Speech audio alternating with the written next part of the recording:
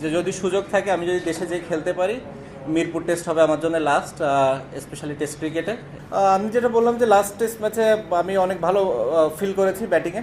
দুইটা ইনিংসেই খুব ভালো ব্যাটিং করছিলাম, আনফর্চুনেটলি বড় করতে পারিনি। সো সেই জায়গা থেকে চেষ্টা থাকবে যে যেন ইনিংসটা বড় করতে পারি। আমি তো লাস্ট 4-5 মাসই যদি বলেন নন স্টপ ক্রিকেটের ভেতরে আছি। সো এই টাইমে তো কেউ দেখে নাই যে এরকম কোনো কিছু ঘটার মতো কিংবা হয়েছে কিনা। শুধু এই ম্যাচটাই মনে হয়েছে, সেটা অনেকগুলো রিজন থাকতে পারে। একটা রিজন থাকতে পারে যে আমি এখানে লেট আসার কারণে স্বাভাবিকভাবে ওরকমভাবে ট্রেনিং করার সুযোগ পাইনি। দ্বিতীয় হতে পারে যেহেতু কাউন্টিতে আমি ওখানে অনেক ওভার বোলিং করেছি, এতদিন পরে এত বেশি ওভার বোলিং করার পরে মেবি বডি একটু টায়ার্ড ছিল, মেবি ফিঙ্গার একটু টায়ার্ড ছিল, স্ট্রেংথ একটু কমে গেছিলো। সো অনেক কিছুই হতে পারে, মেবি রিদমটা যেভাবে দরকার ছিল ওভাবে ছিল না। এই রিজনগুলোই নর্মালি আমি ফিল করি যে ছিল। মেবি আমার হয়তো অত ভালো মানে কি মানে ভালো বোলিং না করার পেছনে যে কোনো ক্রিকেটার যদি তার আশানুরূপ পারফরমেন্স না করে এরকম কথাগুলো উঠতেই পারে, এবং এটা খুবই স্বাভাবিক বলে আমি মনে করি। এটা অস্বাভাবিক কিছু না। মানুষ এটা ফিল করতেই পারে। আমি বিশ্বাস করি যে মানুষ বেশি কিছু হয়তো এক্সপেক্ট করে, এই কারণেই হয়তো এরকম চিন্তা করে।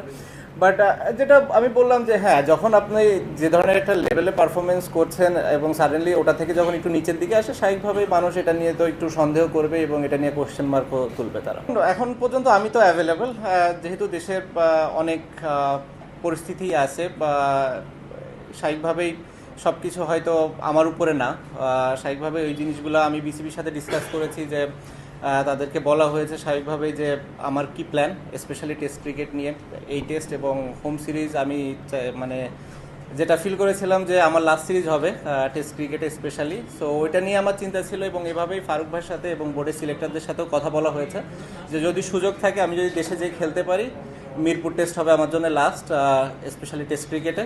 এবং সেই কথাটা বোর্ডের সবার সাথে বলা হয়েছে, এবং তারা এই বিষয়টা জানে, এবং তারা চেষ্টা করছে যে কিভাবে এটাকে সুন্দরভাবে অ্যারেঞ্জ করা যায়, এবং যাতে করে আমি যে খেলতেও পারি এবং নিরাপদ ফিল করি। অ্যাট দি সেম টাইম যখন দেশের বাইরে আসার দরকার হবে এবং দেশের বাইরে বের হতেও যেন আমার কোনো সমস্যা না হয়, এই জিনিসটা বোর্ড খেয়াল করছে। এবং যারা এই বিষয়গুলোর সাথে রিলেটেড মানুষ আছে তারাও এই বিষয়টা দেখবে এবং দেখছে বলে আমি মনে করি, এবং তারা হয়তো আমাকে একটা ডিসিশন দিবে, যেটার ভিত্তিতে আমি হয়তো দেশে যে খুব ভালোভাবে খেলে অ্যাটলিস্ট টেস্ট ফরম্যাটটা ছাড়তে পারবো না। আমার কাছে মনে হয় নতুন নতুন কিছু প্লেয়ারদের সুযোগ দেওয়া উচিত, এবং তাদেরকে দেখার এটাই সব থেকে বড় সময় কিংবা সুযোগ। এটা আছে, এরপরে হয়তো ওয়েস্ট ইন্ডিজ আছে, তারপরে আরও কিছু ইয়ে থাকবে। আমার মনে হয় 2026 সালের যদি দিকে বাংলাদেশ ক্রিকেট বোর্ড তাকায়, তাহলে সেটাই হবে সব থেকে ভালো দিক, এবং এটা আমরা সবাই মিলে ডিসিশন নিয়েছি এবং আমরা সবাই এটাতে একমত।